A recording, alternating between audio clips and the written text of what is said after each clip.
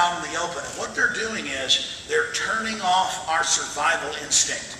They're teaching us that it's a good thing to want to die. They're teaching us that we're a pile of crap that needs to go away. They're telling us that we have no worth and that we need to get out of the way for the whales and the giraffes and the elephants and the Bengal tigers. But that isn't even the truth of the matter. They want us out of the way for them, because the globalists have suppressed incredible life extension technologies and other systems, and they don't want to give you access to it. And so we are literally frozen in a form of modern dark age, given limited technological advancements, while on the government and corporate reservations, they have taken our technological development to levels, from the reports I have from inside, that are absolutely unbelievable. If you went back 100 years ago and told somebody we'd have cell phones, or that we'd have jet airplanes, or that we would have genetic engineering, they would laugh at you. And it's the same thing today. What we know of, what we understand, is only a small part of what the controllers have now gained access to. And that's why they're so full of arrogance. That's why they're so full of hubris, because they have all this technology. They're on amazing power trips. But there's one big problem with the equation. They're not giving and loving people that realize they're part of this species and connected to everyone else. Even if they lie to themselves and tell themselves that they're gods, they are still connected to each and every one of us. And when they commit that crime against humanity and our species, they commit a crime against themselves.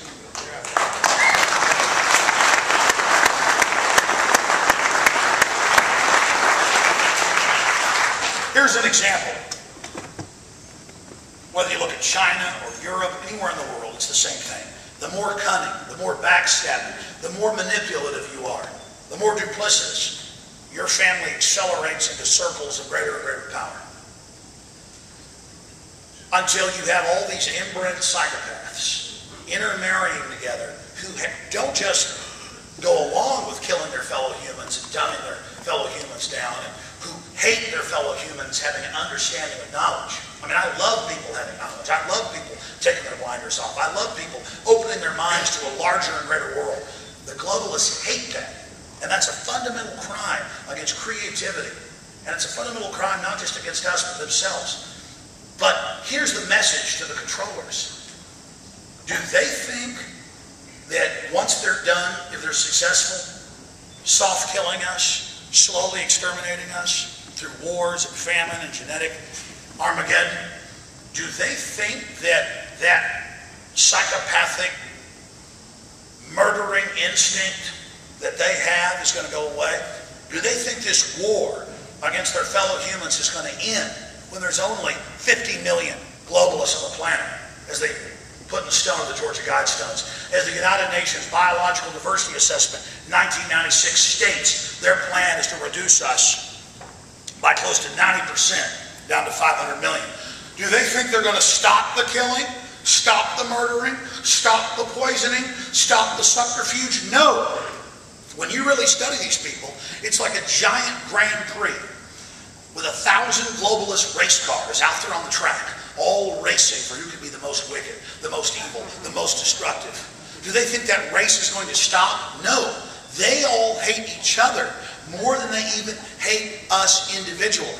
They only join together through their power structure as an attempt to cement their monopoly of power.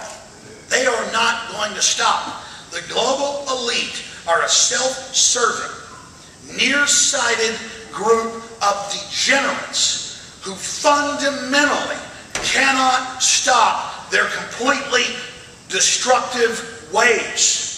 And that's the issue that must be understood. When you read the mainline, publicly available, declassified history that in the 1850s, Galton, along with Darwin, developed the plan of eugenics. When you read deeper and find out eugenics isn't just injecting Guatemalan children with syphilis to kill them deader than a hammer, or giving Nigerian children live polio, now declassified, just going on this year. Oh no, it doesn't just stop with that. It continues on and on and on. And these people have committed these crimes out in the open, and they have trained us that we're powerless and trained us to accept all of this. And they are not gods. They are not all powerful. They have the amazing human potential, but they are the lesser among us. The average good-hearted person would never think like this, would never come up with ideas like this, would never do things like this.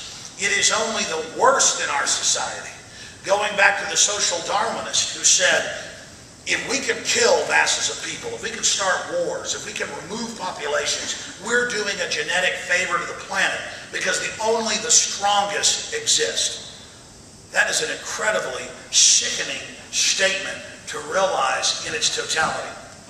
And I know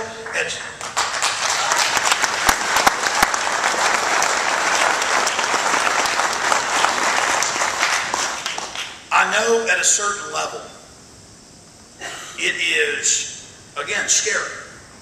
But as Patrick Henry said, I would know the whole of the truth and make preparation for it.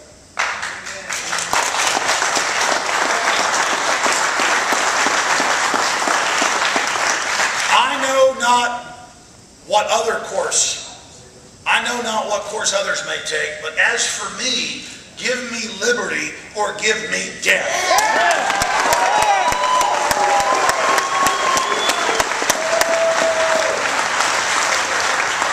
And when you make the fundamental decision to face the facts and realize just how high the costs are, you understand what he was talking about. It is a spiritual death. It is a physical death.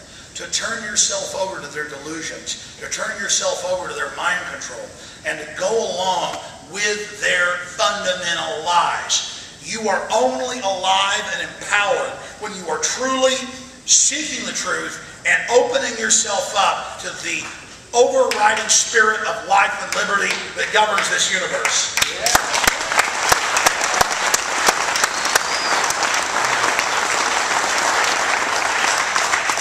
So as dire our straits are, remember what Martin Luther King said. The universe bends towards justice. And as Thomas Jefferson said, all that evil men and tyrants need to flourish is that good men and women do nothing. Remember, the globalists know how much power you have individually. They know what you can do. They know what your ancestors went through, how they struggled for us to have anything today. They understand how strong our species is, and they are scared of you. So from the time you're born, they teach you that you're bad. They teach you that you're pathetic. They teach you that you don't have any power. Because in truth, you have unlimited power when you take action for humanity and do the right thing and have the will and the confidence to face the facts. Woo!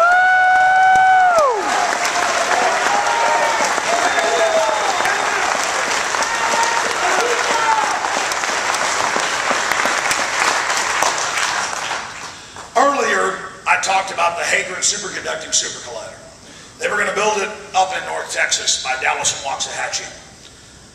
Over a 1,000-mile concentric ring where they were going to accelerate particles. And they, in their own words, they said they're looking for the God particle. They're looking for a way to open a dimensional gate. This is not my words. This is Reuters and Associated Press. And now they've built it in CERN on the Swiss-French border. And they're not just slamming uranium, plutonium, particles into blocks of lead, speeding them up to the speed of light or close.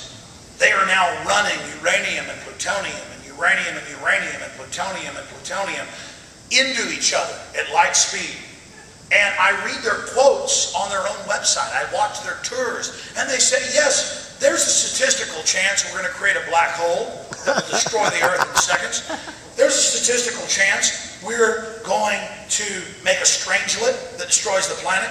There's a statistical chance that we're going to create a fission fusion reaction that damages the planet or even destroys it, but we're going to do it in the search for information, in the search for immortality, in the search for the secrets of the universe.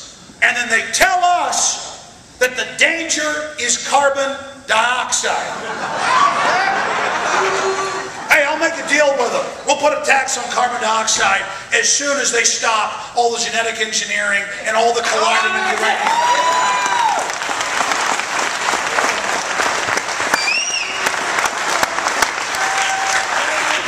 If they can take equations